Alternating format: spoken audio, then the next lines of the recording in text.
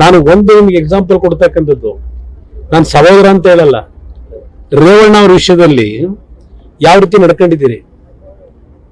ಒಬ್ಬ ಮಾಜಿ ಪ್ರಧಾನಮಂತ್ರಿ ಮನೆಗೆ ಪೊಲೀಸ್ ಅಧಿಕಾರಿಗಳನ್ನ ನುಗ್ಗಿಸಿ ಅರೆಸ್ಟ್ ಮಾಡ್ತಕ್ಕಂಥ ಕೆಲಸ ಕೈ ಹಾಕ್ತೀರಿ ನೀವು. ನಿಮ್ಗೆ ಯಾವ ನೈತಿಕತೆ ಇಟ್ಕೊಂಡಿದ್ದೀರಿ? ಏನ್ ಮಾಡಿದ್ದಾರೆ ರೇವಣ್ಣ ಅಂತ ಹೇಳಿ? ಯಾವುದೋ 5 ವರ್ಷದ ಕೇಸು ಅಂತ ಹೇಳಿ ಒಂದು ಸುಳ್ಳು ಒಂದು ಕೇಸನ್ನ ಯಾರಿಂದ ಪಡೆದು ಏನೇನ್ ನಡೆಸಿದಿರಿ? ಅದೆಲ್ಲ ದೇವರಾಜೇಗೌಡ ಅಂತ ಹೇಳಿ ಒಂದು ಆಡಿಯೋ ಬಿಟ್ರಲ್ಲ, ಅದರಲ್ಲಿ ಇದೇ ನಿಮ್ಮ ಡೆಪ್ಟಿ ಸಿಎಂ ಏನ್ ಹೇಳಿದ್ದಾರೆ?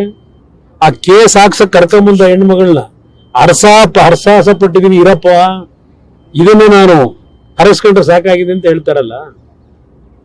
ಇವತ್ತು ಇದೇನೋ ಹಾಸನದಲ್ಲಿ ನಾಳೆ ದಿನ ಅದೆಂತ ಸಮಾವೇಶ? ಜನಕಲ್ಯಾಣ ಸಮಾವೇಶ. ಏನೋ ಪಾಪ ಅಲ್ಲಿ ಸಾಂತ್ವನ ಹೇಳಕ್ ಹೋಯ್ತಾರಂತೆ. ಯಾರಿಗೆ ಸಾಂತ್ವನ ಹೇಳ್ತೀಯಪ್ಪ? ಆ ಹೆಣ್ಣು ಮಕ್ಕಳಿನ ಫೋಟೋಗಳನ್ನ ಹಾಕಿ ಬೀದಿ ಬೀದಿಲಿ ಪ್ರಚಾರ ಮಾಡಿದ್ರಲ್ಲ, ಯಾರನ್ನಾದ್ರೂ ಒಬ್ಬನ್ನ ಅರೆಸ್ಟ್ ಮಾಡಿದ್ರ? ಆ ಕ್ಯಾಸೆಟ್ ಬಿಟ್ಟಂತವ್ರನ್ನ? ಇದು ನಿಮ್ SIT ತನಿಖೆನಾ ನೀವು ನಡೆಸ್ತಾ ಇರ್ತಕ್ಕಂಥದ್ದು? ಇವೆಲ್ಲದಕ್ಕೂ ಕಾಲ ಒಂದ್ ದಿನ ಉತ್ತರ ಕೊಡುತ್ತದೆ. ಕೆಲ ಸತ್ಯಗಳು ಹೊರಗೆ ಬರುತ್ತೆ. ಕೃಷ್ಣ ಬೈರೇಗೌಡ್ರೆ, ನೀವ್ಯಾಗ ನಡ್ಕತಾ ಇದ್ದೀರಿ? ನಾನು ಒಂದು ನಿಮ್ಗೆ ಎಕ್ಸಾಂಪಲ್ ಕೊಡ್ತಕ್ಕಂಥದ್ದು, ನಾನು ಸಹೋದರ ಅಂತ ಹೇಳಲ್ಲ, ರೇವಣ್ಣ ಅವ್ರ ವಿಷಯದಲ್ಲಿ ಯಾವ ರೀತಿ ನಡ್ಕೊಂಡಿದ್ದೀರಿ. ಒಬ್ಬ ಮಾಜಿ ಪ್ರಧಾನಮಂತ್ರಿ ಮನೆಗೆ ಪೊಲೀಸ್ ಅಧಿಕಾರಿಗಳನ್ನ ನುಗ್ಗಿಸಿ ಅರೆಸ್ಟ್ ಮಾಡ್ತಕ್ಕಂಥ ಕೆಲಸ ಕೈ ಹಾಕ್ತೀರಿ ನೀವು. ನಿಮ್ಗೆ ಯಾವ ನೈತಿಕತೆ ಇಟ್ಕೊಂಡಿದ್ದೀರಿ? ಏನ್ ಮಾಡಿದ್ದಾರೆ ರೇವಣ್ಣ ಅಂತ ಹೇಳಿ?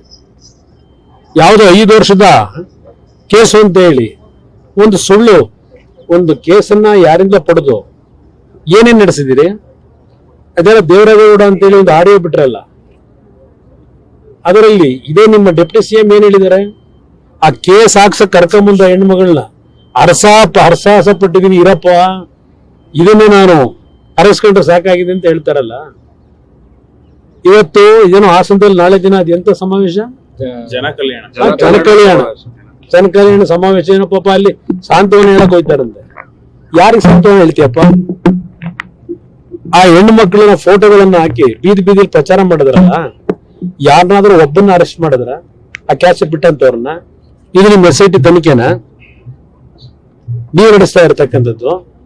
ಇವೆಲ್ಲದಕ್ಕೂ ಕಾಲ ಒಂದ್ ದಿನ ಉತ್ತರ ಕೊಡುತ್ತದೆ.